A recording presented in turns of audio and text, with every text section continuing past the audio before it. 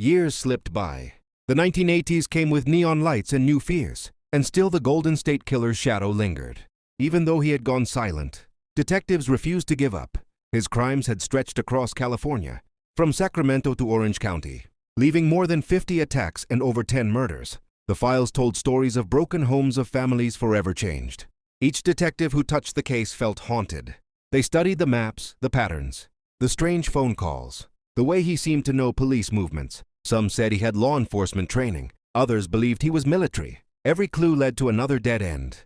The evidence grew older. The victims older too. Some passed away before seeing justice. Still, the case refused to die cold. In the mid-1990s, technology began whispering, promises of something new. DNA databases, fingerprints now digital, and a system called CODIS. But the samples from the Golden State Killer's scene sat quietly, waiting for science to catch up. Then came the moment when investigators matched DNA from several of the unsolved murders. They discovered the same man was behind attacks hundreds of miles apart. Suddenly, the scope of his terror became clear. The East Area rapist was the same man as the original Night Stalker.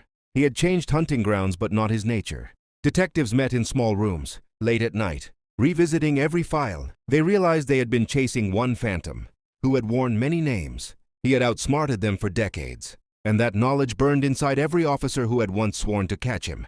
By 2010, the case had turned legendary. True crime followers online began to dig podcasts, documentaries, books, trying to piece together what police still could not solve.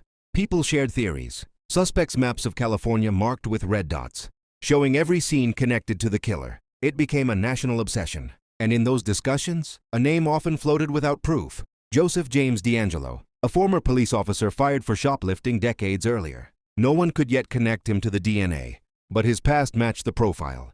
Disciplined, intelligent, angry, meticulous, a man who could blend in.